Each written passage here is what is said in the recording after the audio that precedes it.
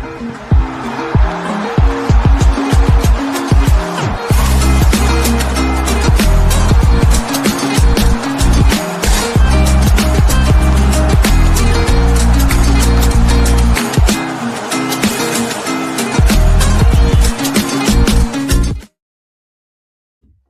and welcome back to El Partido, yet another Spanish football podcast. But as always, with a little nostalgic twist. However, this week we are doing something we've never really done before, and that is deviate away ever so slightly to a different footballing continent, I suppose is the way we're going to describe it. No Paul this evening, once again, unfortunately can't be joining with us, but I'm delighted to say I'm being joined by Will Dalton, who is the author of the brilliant, and I do mean this, brilliant Oh San Lorenzo book, which has just been released in the last couple of months. Will, welcome to our Partido. Thank you for joining us. It's an absolute pleasure. Thank you very much. Cheers for the invite, and thanks for your kind words about the book. Much appreciated. No problem at all. So I'm sure we'll obviously talk about the book. We'll talk about Argentinian football and obviously your affection for San Lorenzo especially. But you've got a very unique story here, Will, haven't you? You are joining me from, did you say a farm in Colombia at the moment? It's obviously a lot earlier in the morning there, I imagine, where you are. How has this story all happened? With San Lorenzo, well, it actually began back in 2014, where I spent 6 months in Argentina. Wanted just to kind of experience another city, learn a bit of Spanish.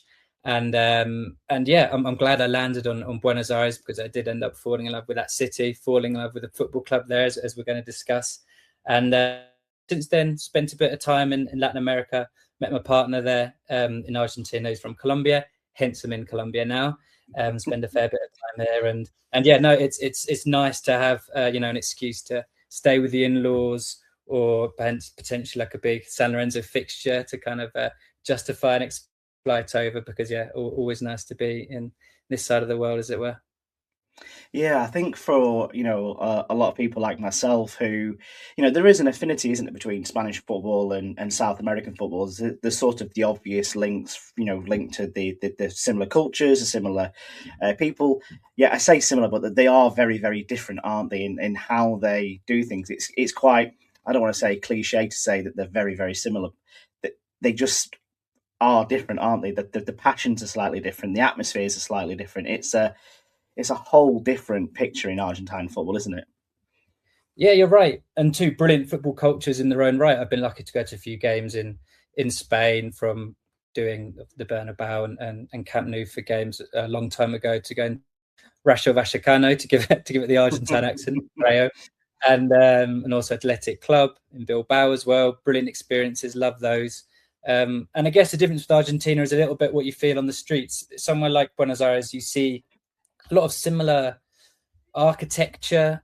People live a similar way of life in terms of a lot of it sort of taking place in the streets, in terms of eating and drinking and socializing and sitting out in the plaza and what have you. But there's just potentially, a slight energy shift. There is a certain intensity about, I think, Argentina and Buenos Aires, and that plays out probably in the stadium, or the cancha, as they like to call it. And maybe it does come through in the terminology as well. It is cancha rather than stadium. It's hincha rather than afición, I believe you say in Spain.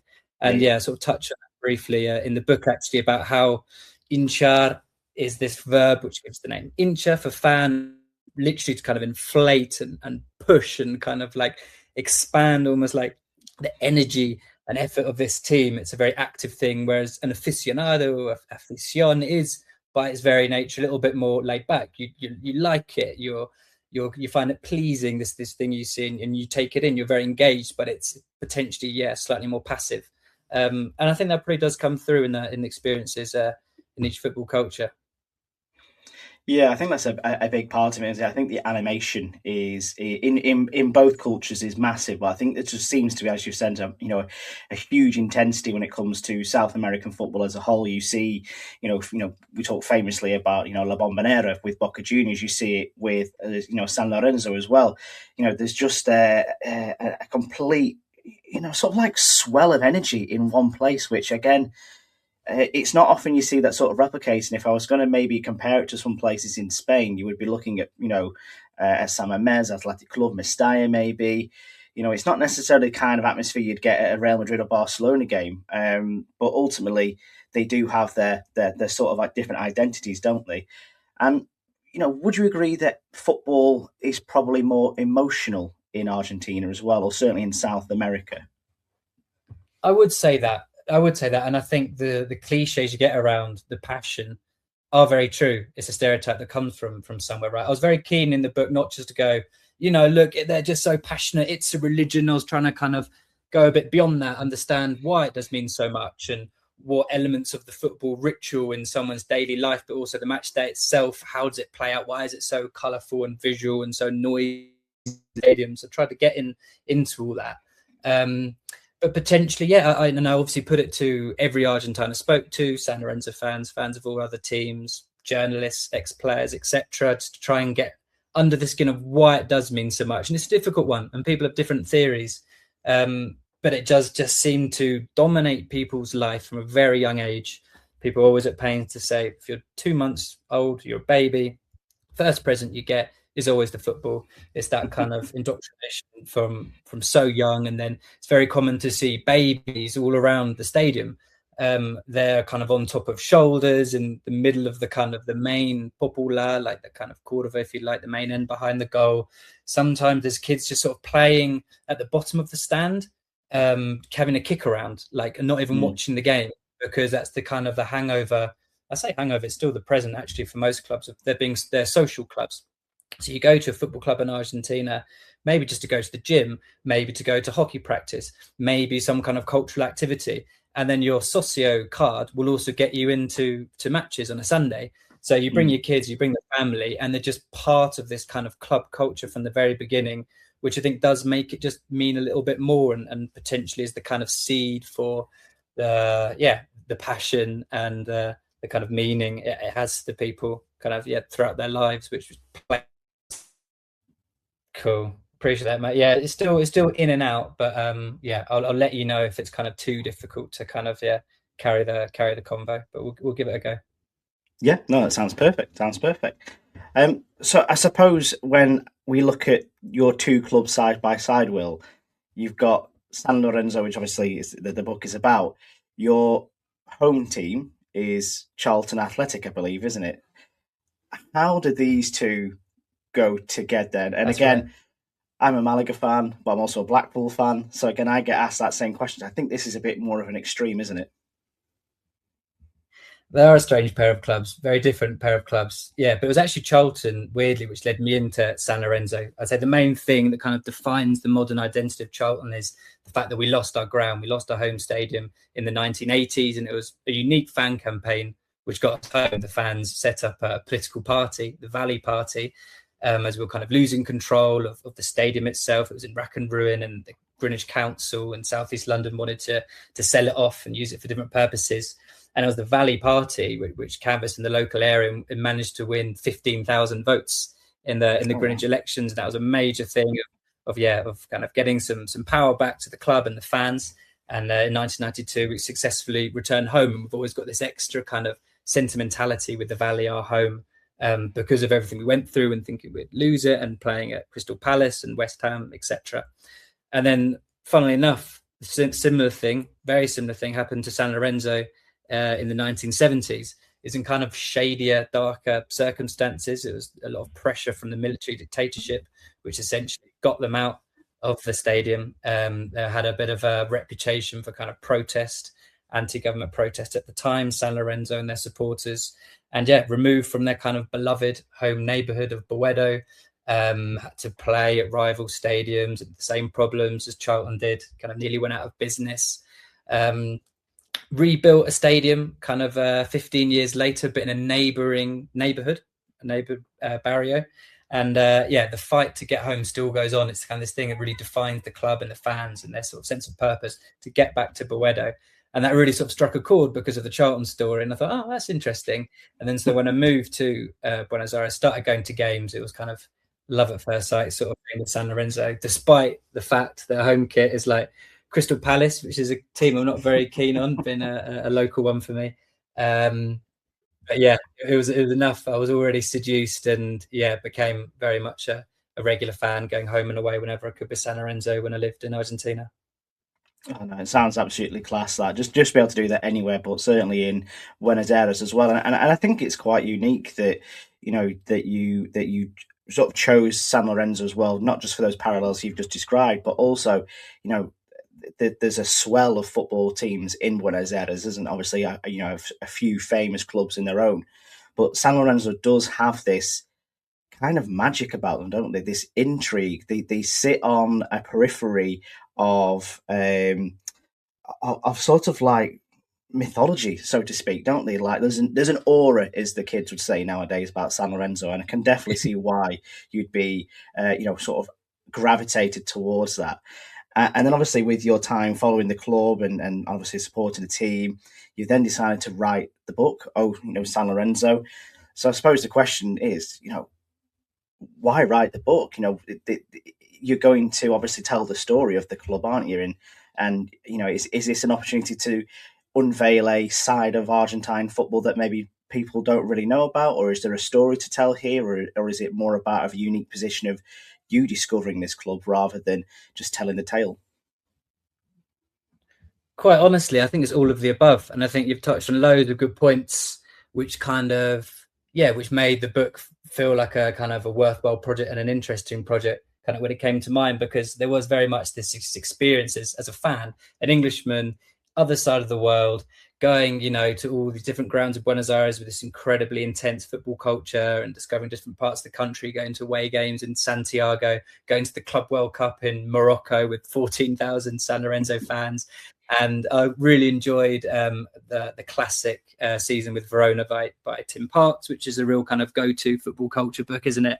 And so I thought, maybe there's something in that, just that kind of experience of following a team in such a different culture, because you learn so much about a country through the team and going to games and stuff. And then I thought, even beyond San Lorenzo, there's so much you could just kind of dissect from a more neutral kind of analytical standpoint. So I had sort of half of it as the book, maybe a bit more as very much that kind of fan point of view, but then half of it is kind of saying what it tells us about the country and the history of Argentina, from, as I mentioned, the military dictatorship of the 1970s to the influx of immigration, so much from Spain, so much from Italy, kind of at the end of the 19th century and start of the 20th century, and just so many things, the mentality of the people, Latin America in general, touching on music and politics and all sorts. So I thought, hang on, there's a lot that you could take on here. And so as I say, I try to come at it from both perspectives, as the kind of the wide-eyed fan having these great experiences home and away, but also as a kind of commentator, if you like, and on what it was all teaching one about Argentina and its society.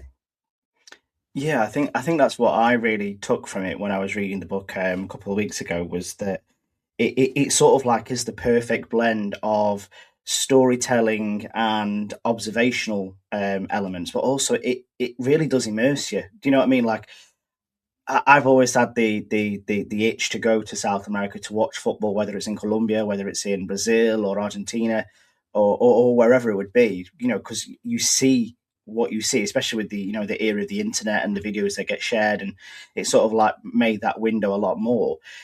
Life unfortunately means that that necessarily can't be the case. I've got a young family and commitments, and you can't just disappear for a weekend to Argentina, unfortunately, like I do to Spain. But I really took from the book, I felt like I was there, if that makes sense. And I think that's got to be such a compelling reason to read the book, is that it's not going to be an opportunity that everybody's going to get in their lifetime to go to a game at La San Lorenzo in Argentina, in South America, and the book really does bring that to life, doesn't it? I hope so, and I really appreciate you saying that, and appreciate you saying words like immerse, because I think that's what I did want to do. I wanted to put people there on the terraces, and now in the social media age and the kind of globalization of football, and then people doing football tours and holidays and stuff, there is more of an awareness about the kind of the scenes and the match day experience in a place like Argentina. But what you usually see is the kind of the Monumental River and the Boca's Bombonera, and the scenes of those doing the rounds. Brilliant as they are, you just kind of see those. And San Lorenzo had and has so many stories to tell within that. And I think you do get a different experience going to a club that isn't a Boca River, like it isn't a Real Madrid or Barcelona. and the people you meet within that, and you become part of a community more, rather than necessarily just the person who gets to, buy the shirt and go a couple of times. And there's so much more to it than just flares and noise and screaming people. There's a whole culture behind it. And I thought I wanted to kind of get to the heart of that and give a bit of an explanation about why you kind of see these things doing the rounds on social media, where it all comes from, and getting under the bonnet of all that. Yeah, absolutely, and I think you've absolutely sort of hit the nail on the head there a little bit. And there is a wider issue where, I say issue. It depends on what your tastes are. There's football tourism is becoming sort of like a centre focal point, isn't it? And people do go to sort of like the mainstays of, as you mentioned, Real Madrid, Barcelona, Boca, River, and I think it's important that you do get the opportunity to go and experience the actual side of that. Because, like I say, these football tours and some of the stuff you'll do at stadiums that are slightly fabricated, you can't really do that in Argentina, can you? You've got to get involved. You've got to do it their way. It's not corporate, is I suppose what I'm trying to say. Yeah, no, I think you're completely right with that. And I think I was just sort of quite fortunate the fact that I lived there for 6 months and I went back and lived there for a year, and I go back whenever I can, is that I've been able to go to a lot of games. And I did that for, 5, 6, 7 years just as a supporter, without thinking about a book and, analysing Argentine society through these experiences. I was just going as a fan. And as you probably know from going to Malaga regularly and Blackpool, whatever, over the years, it's the repeated ritual of that which opens up the stories and opens up the characters and gives you the essence of that, right? Because you start seeing the kind of familiar faces and all those things you don't get from. I think football tourism's a good thing. I love when I've got a city break somewhere, if I can persuade my wife or whoever I'm with to take in a ground and see a game or something. It's great. Like, what are people? Because you start, even from that one experience, you do learn a lot about a place. I felt like I got the rhythm of Bilbao by going to Athletic. I was like, wow, look at these cool like bars and restaurants near the stadium, and families were out, and there was a big female presence, which you don't get in a lot of football grounds, a lot of football cultures.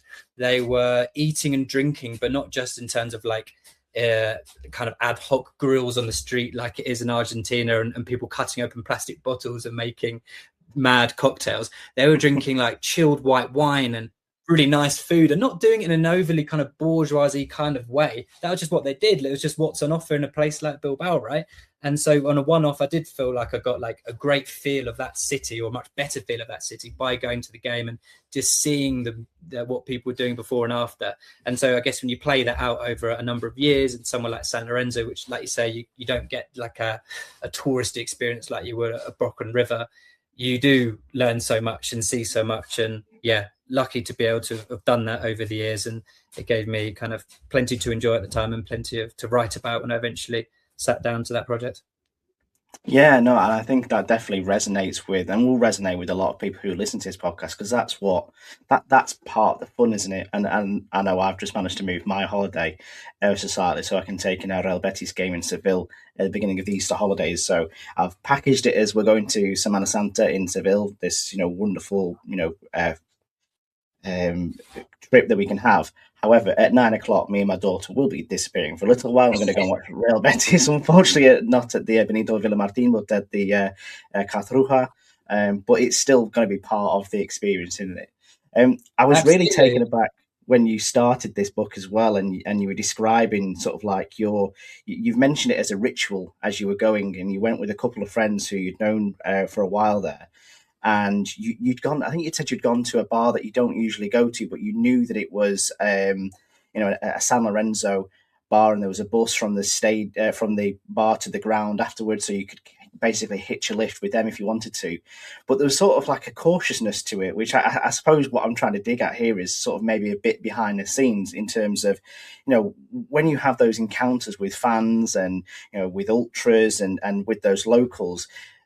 Was there ever a time where you thought, well, actually, I might be in, I don't want to say danger, but you were kind of like, oh, this is a bit unusual. This is a bit out of my comfort zone. Was there ever a feeling for that, or was it just complete open embrace from day dot? No, there's definitely that element. I think you do feel that, especially as an Englishman in Argentina, right? I mean, the trip you mentioned there at the start of the book, it's with a supporter group in one of the rickety old buses, which you often see kind of approaching a stadium for match day, a classic Argentine match day scene with people hanging out the windows, waving their flags. Everyone's drunk, banging the drums, singing songs, like it's great. But there is a certain reputation, and the place where this bus came from is from a sketchy sort of area. Might have a certain character, if you like, on the bus. And even my Argentine friend has gone home and away with San Lorenzo for decades. He's in his he was a bit cautious. Like, I'm not sure about this lot. I don't really know them. Is this the best way of getting to the game? But then the other mate kind of vouched for them, and we did it.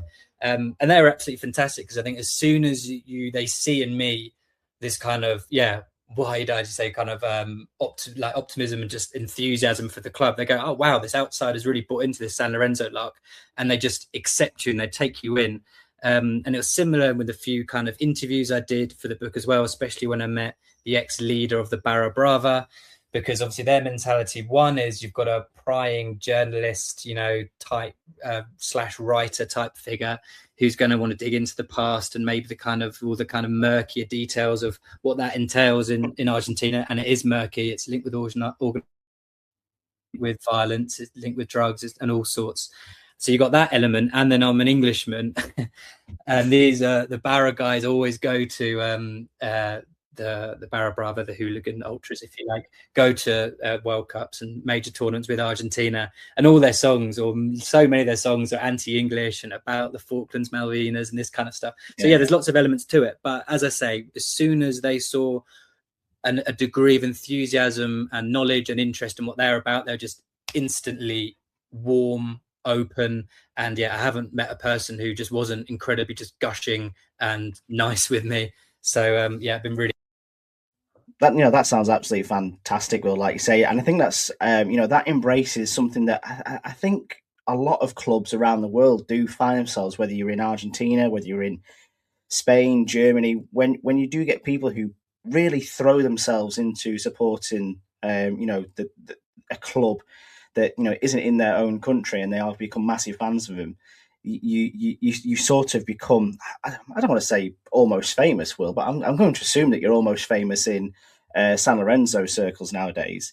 And I've got a couple of friends who would be considered the same with Malaga and Rayo Vallecano as well, for example.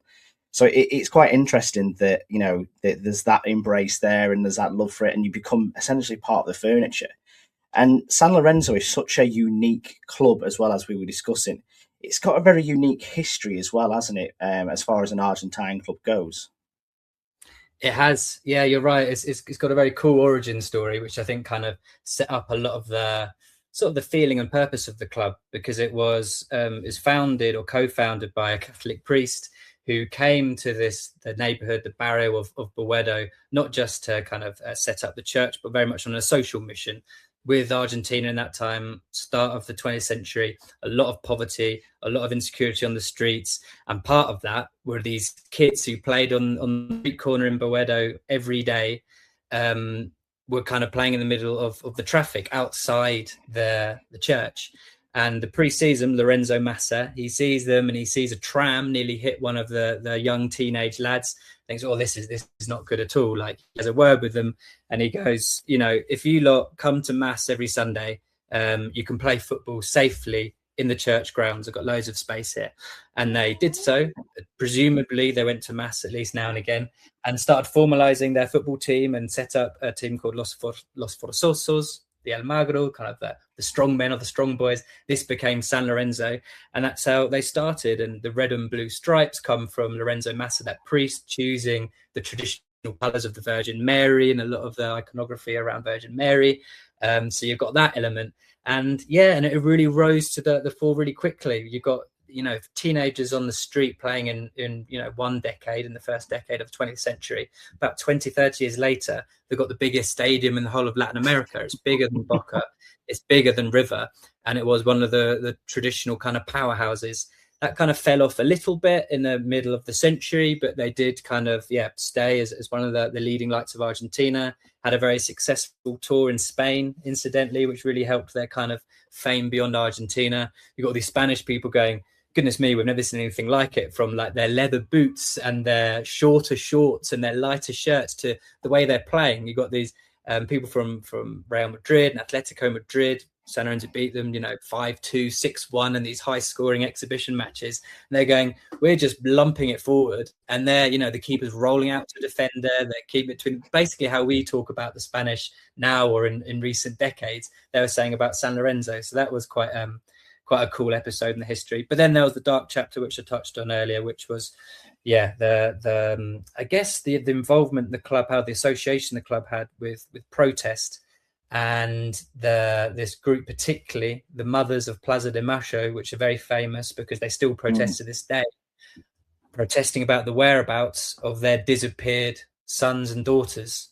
Because during the military dictatorship, when there was a violent crackdown on any form of dissent of any kind of leftist factions, those madres, that group, the mothers, held one of their first major protests at the Gasometro San Lorenzo Stadium. Held out a big banner, really kind of risky operation in those days, because any form of public showing is instant, disappearance in many cases. It could end up in torture and death. And so during the military dictatorship, they had this reputation for dissent, which didn't put them in the good books, obviously, in the government, and was a major part of that military dictatorship wanting to force them out of the neighborhood and of their stadium. They thought, we've got the 1978 World Cup coming. We want modern cement stadiums. San Lorenzo's old Gasometro was made of wood. And this combination of factors saw them removed and nearly disappeared as a club. And so, I guess that origin story, going to that very painful episode, going into their kind of modern reputation as this kind of hub of creativity, because San Lorenzo are famous for making all the kind of chants, which then spread around Argentina, Latin America, and the world.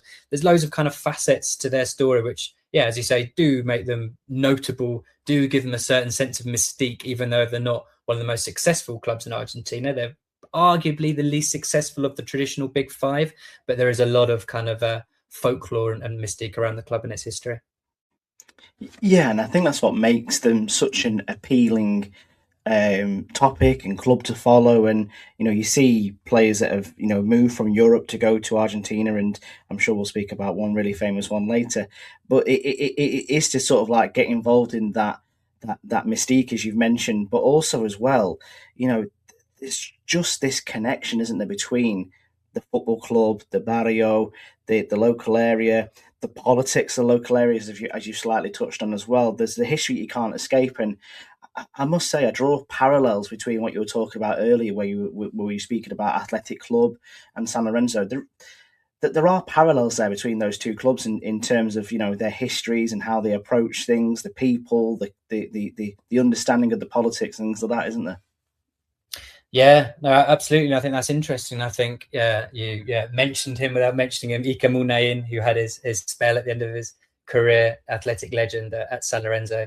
And I think that's what drew him to the club, right? Like he saw that it's a club which has kind of values identity as much as success, if not more. I don't think a San Lorenzo fan would ever want to just say that, we can give up trophies because we've got this special identity. But there is a sense of that. It's so important to the club, what it represents, that origin story, this purpose of getting back home to Boedo. And I think, coming from a club like Athletic Bilbao, I think that's something that Muniain really appreciated and was drawn to. And he was very much loved at San Lorenzo, despite him being there less than a year, because you could tell he was buying into that so much. Yeah, I was going to ask on Iker Muniain how he was accepted in Argentina, because it was a not a strange move. Obviously, we've seen other players move from La Liga to Argentine football. Ander Herrera is with Boca Juniors still, I think, at the moment as well. So, but I think with Muniain being that one club man for pretty much his entire career, coming from Athletic Club with that Cantera policy where we only have players of Basque origin or Basque connections, to then essentially pop up in South America. From a San Lorenzo perspective, that must have been incredible, because he is still, one of, in my opinion, the most underrated talents of the 2000s and 2010s era. Yeah, no, what a wonderful player. I was lucky to see him when I went to see Athletic Bilbao, kind of I think 2023, and he was, without me paying too much, close attention to the pitch, I was just enjoying, look at the stadium, look at the fans, just taking the game, wasn't, on a scouting mission. But the number 10, Muniain, did stand out. He kind of ran the show. And so when he's coming to San Lorenzo, and San Lorenzo in a terrible kind of period on the pitch and off the pitch, but they've managed to get this kind of third-party finance to get Iker Muniain from Athletic Bilbao, a guy who I'd seen kind of, run the show in La Liga a year previously. It was bizarre.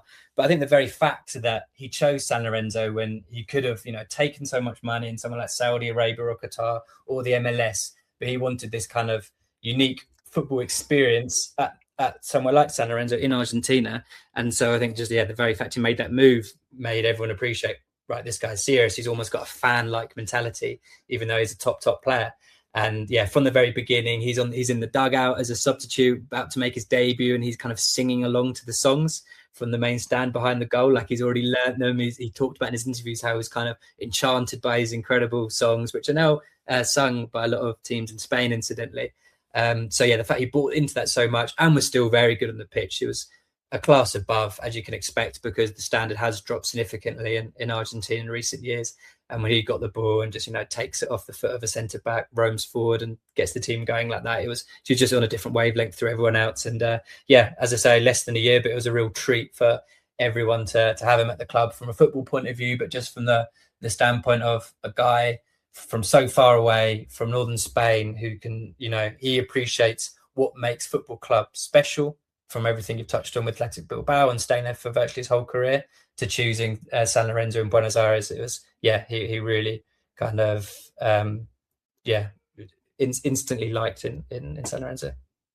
Oh, I can definitely imagine that. He's one of football's good guys, I find. And I think a lot of players in Athletic Club will get earmarked with that sort of like name set on them as well. And it genuinely looked like he went to Argentina and just had a lot of fun.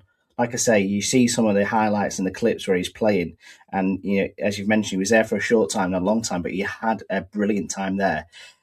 I suppose looking at players like that, again, you see Ander Herrera at Boca Juniors, we've mentioned. I think Edison Cavani is still there as well.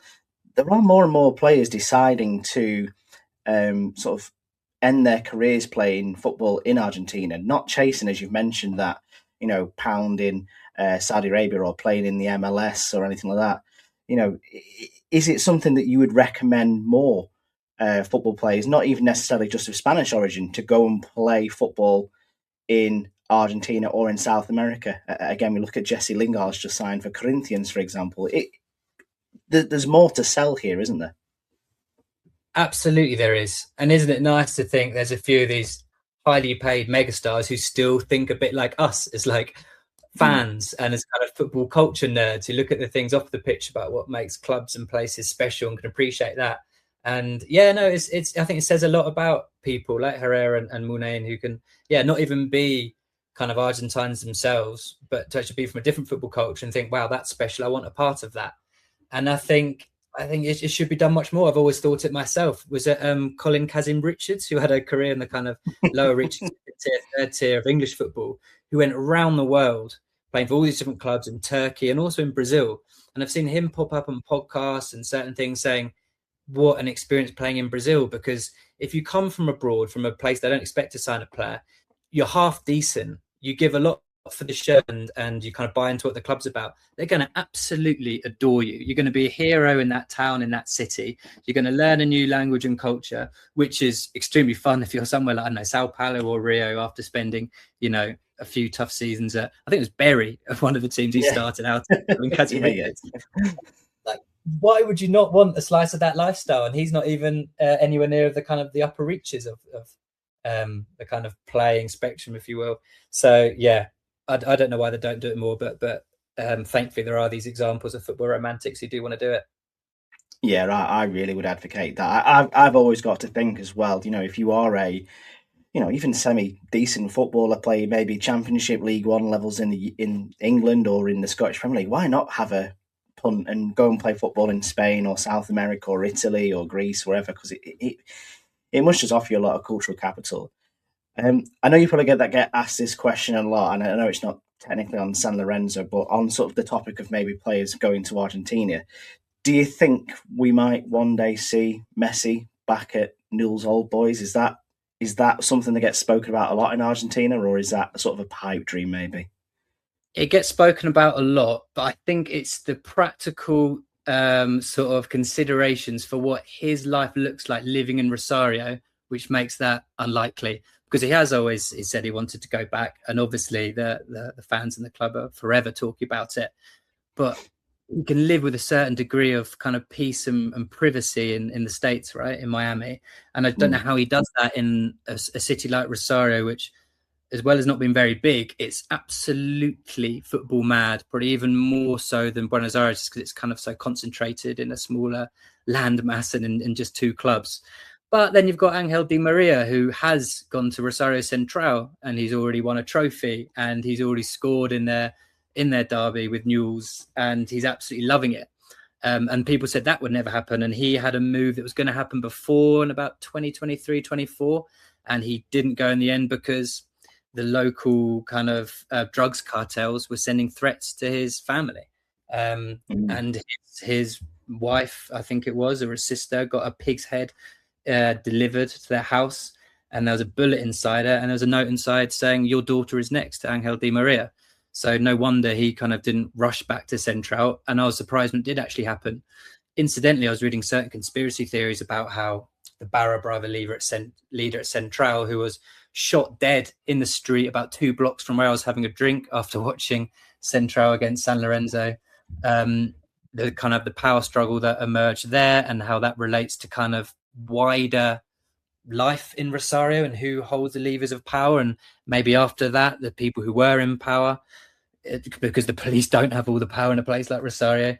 Maybe Di Maria felt like he did have his back to a certain degree and could live in Rosario again. So if you think those things are coming to the equation for someone like Di Maria, you can imagine what it's like for someone like Messi. So as much as he'd love to play for the club now or when he's 45, there are just so many other things I imagine he'd have to think about in his life there, which could make that unlikely, sadly.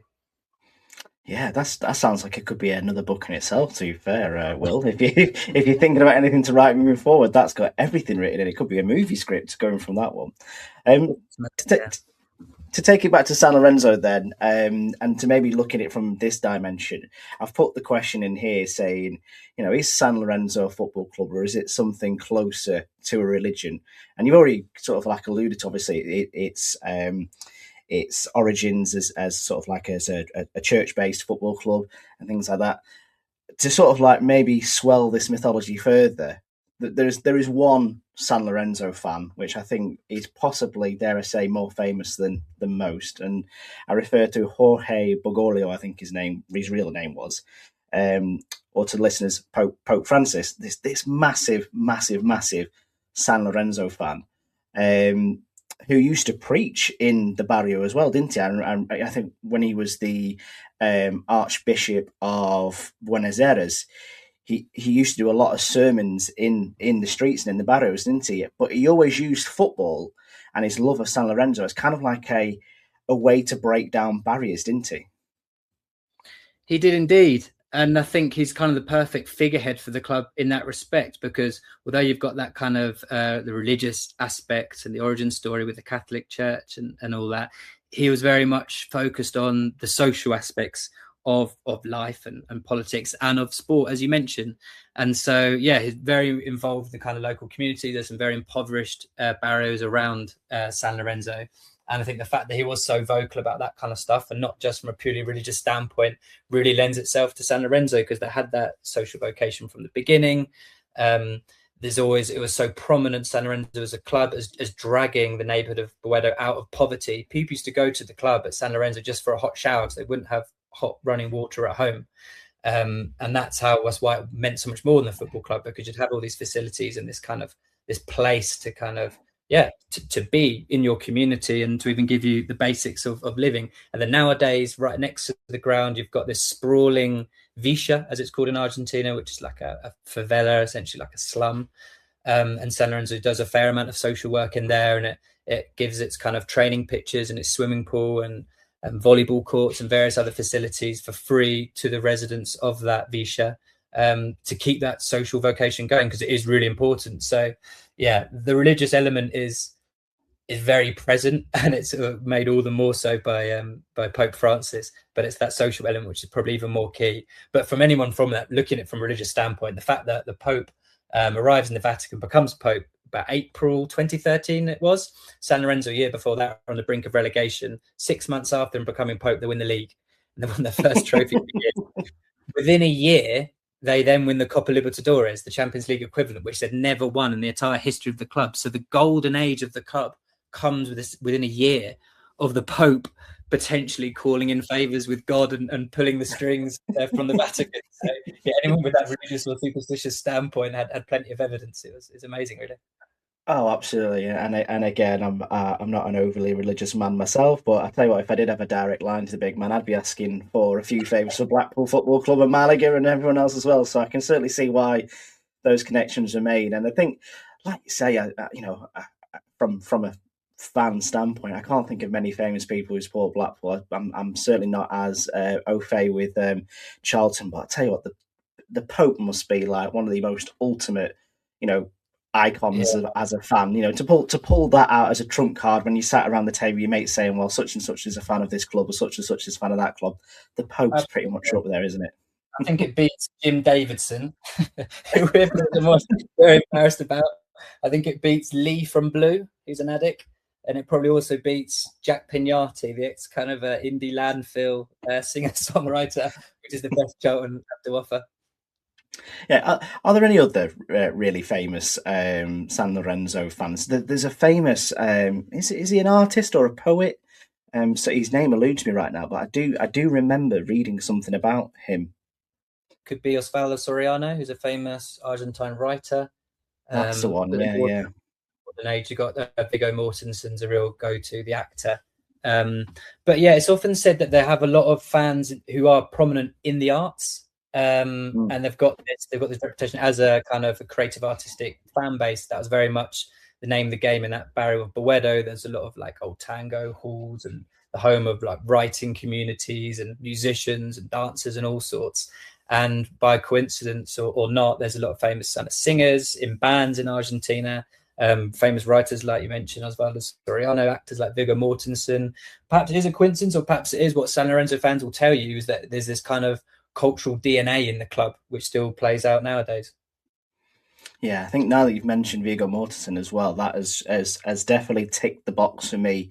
Now, Will, I might actually start calling myself a San Lorenzo fan as well, because he is an idol of mine, playing Aragorn in Lord of the Rings. That's the nerdier side of me coming through on this podcast. But yeah, like I say, a collaboration of people who support the clubs. And I think when you look at, as you've already mentioned, the social element of San Lorenzo as a club, you can see why people of the arts and of the culture do probably flock towards it or gravitate towards it, because there's probably that affinity, isn't there, between clubs, and people like that as well. And as you mentioned, the Pope is definitely a trump card for anybody. I suppose, lastly, just what I wanted to talk to you about, just to maybe bring it back to a Spanish football perspective. I'd really love to sort of explore what the key contrasts that you find between Spanish football and Argentine football are. I know we sort of like touched on it at the top of the podcast in terms of saying like the intensity is maybe slightly different, but is it just in the fan lore, or is it the technicalities on the football pitch? Is it the way they approach the game? Are the things that are done massively different in Argentina than you would find in Spain? And obviously, having experience of both, I suppose you're the perfect person to ask. Yeah, I would say so. And I think there are a lot of differences, probably more so, especially in a football sense these days than there were, because I guess if we were having this conversation in the 90s, the Argentine Primera, although we probably wouldn't be able to see much of it and it wouldn't be that known, we'll probably go toe to toe with La Liga. Could even be the top teams in Argentina could have been better than the big teams in Spain in the 90s. And they always held their own and often beat the kind of European giants in Intercontinental and the Club World Cup and stuff like that. But the chasm has grown in terms of football. So you go, to a game in Spain and you do get that level of technicality, and you get the I guess maybe it's a bit of a cliche, but the possession football with that slightly slower tempo. But it is what prevails a lot of the time when I watch Spanish football anyway. And I think Argentina may be being slightly aware that it can't compete on that technical level, and it doesn't have as many of those players in the teams these days because of the declining quality, potentially has doubled down on an intensity that has always been there. But rather than it being a compliment to all these technicians that were there before, it's now the prevailing style and thing you see on the pitch. It's 100 miles an hour and players fly into tackles. It's often a bit rushed and the spectacle isn't good as a result. And it's often that, when you're at a game, you end up watching the fans more than the players because the spectacle is in the stands. So you see a derby, for example, in Argentina, and I think in Spain, from what I've seen, you'd get there, as we'd say in England, like don't let the occasion get to you. Play it like another fixture, even though it does mean more. That's just not said at any level in Argentina. From a pundit's point of view, from a fan's point of view, from a player, from a manager, they'll approach the game differently. They're expected to fly in. If they pick up a couple of reds, well, it's a derby. What do you expect? At least they're showing a bit of passion for the shirt. So that with that mentality, that kind of goes through the players. It goes to the squad. And what you do see is this kind of frenetic, sadly lower quality style rather than this much more kind of measured kind of footballing spectacles you get in Spain. And as I said about Muniain, who could really run the game when I was watching Athletic Bilbao against Getafe a few years ago, because he had players in the same wavelength who were dropping short and looking to connect with him all the time. In Argentina, he was always kind of the best player on the pitch technically, but he wasn't always that influential or the man of the match because players weren't on the same wavelength and you couldn't make those little kind of triangles and associations, as you'd say in Spanish, I suppose, around the pitch. And it kind of a bit his style with the Argentine style. So, they're the kind of key differences I think I've noticed. And I think an Argentine would be quite sad that while they could always go, our football culture is potentially more passionate and the songs are better and that the support is so much more vociferous and it's got this kind of heightened experience in the ground, they want to be able to compete on a footballing level as well. And although they're the champions of the world, none of those players play in Argentina, and the actual quality of the football in Argentina is getting worse all the time, which is very sad from their point of view. And I think that's a big part as well, is that when you see the amount of players that, Argentina clearly is a very talented footballing country at a young age. As you said, you there are kids that would be playing on the street corners or in the stadiums or in the churchyards. The passion and the drive for it's there. But I suppose the export of, Argentine youth just happens so much, whether it's, we've seen Lionel Messi over the years, even you go more recently, you've got players like Alejandro Garnacho, who went to Atleti first and then obviously to Manchester United and such. So is it harder for them to keep that talent in the country? And I suppose, what would they have to do to change that in order to, stop players from leaving to European elite sides? In short, their football would need some kind of economic boom like Brazil has had, because they had the same thing of losing players at an increasingly young age, rather than at 21 after a full season or two. They're going at 17 years old after maybe 5 appearances. That happens in Argentina all the time. But probably less so in Brazil because the big clubs now have, bigger modernized stadiums. They're more professionally run. They can pay bigger wages and there's just so much more money in the game. I think the 2014 World Cup was big in terms of their whole modernization of the sport.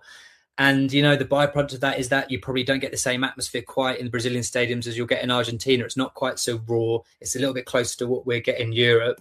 But if you look at it from a football standpoint, it means there's more money in the game and it means they can hang on to the talent for longer. And they can buy now players like Paquetá from West Ham for £40 million or 40 million euros or whatever it was in that region, which is absolutely unheard of, a transfer going that way for that much money. Always it's, been the veterans going for free transfers at the end of their career.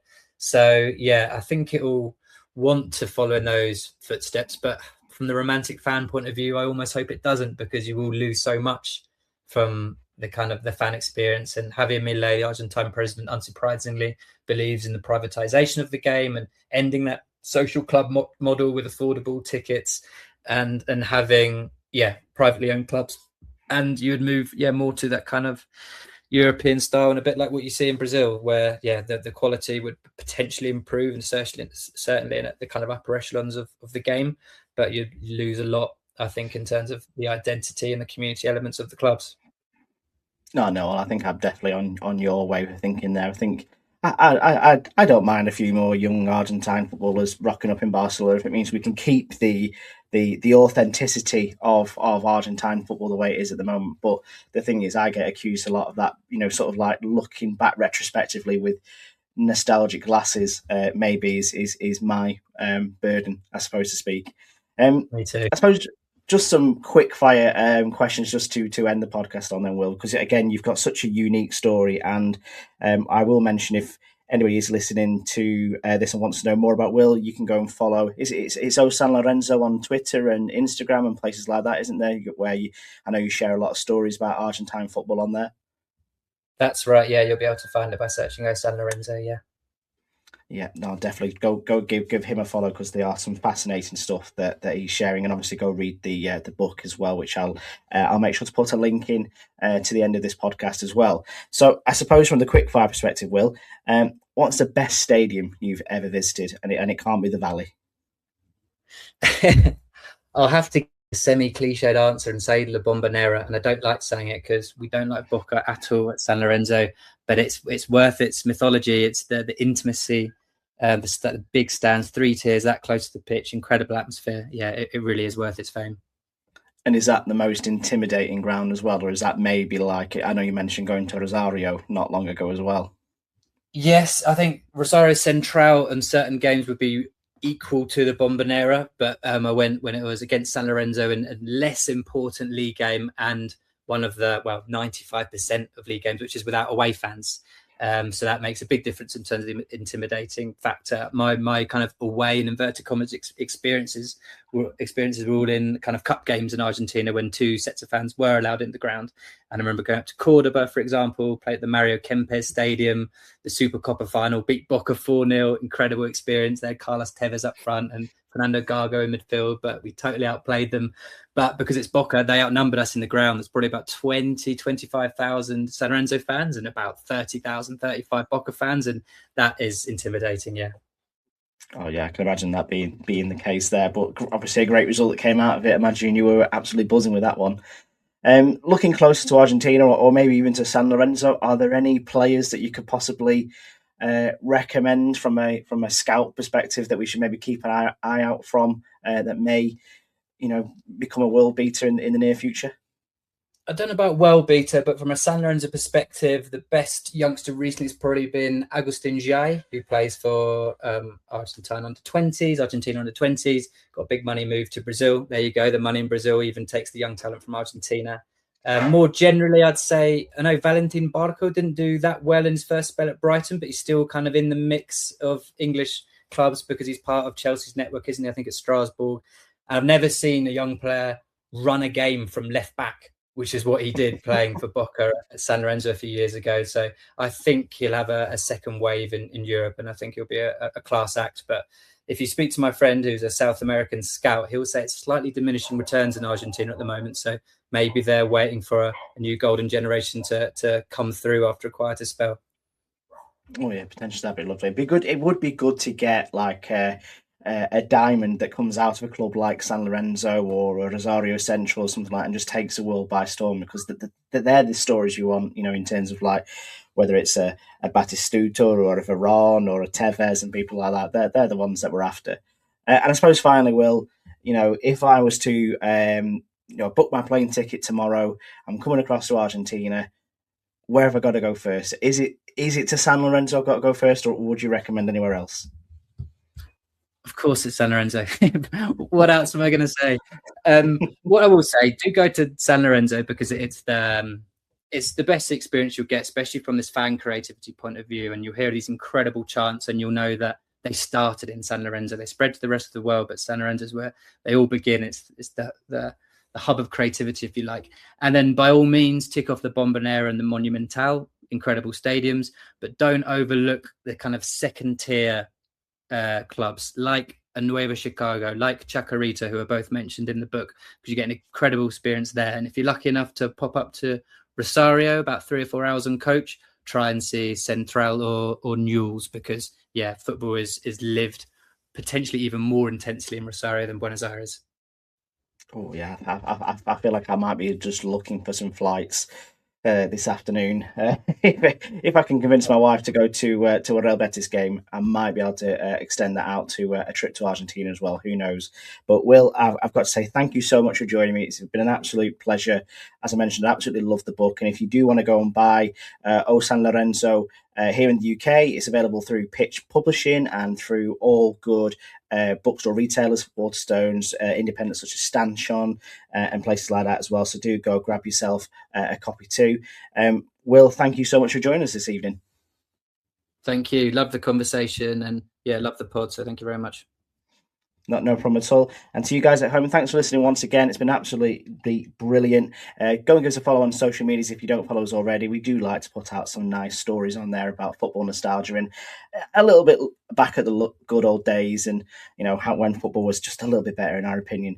But for now, I'll say thank you once again. We'll catch you next time. Hasta luego.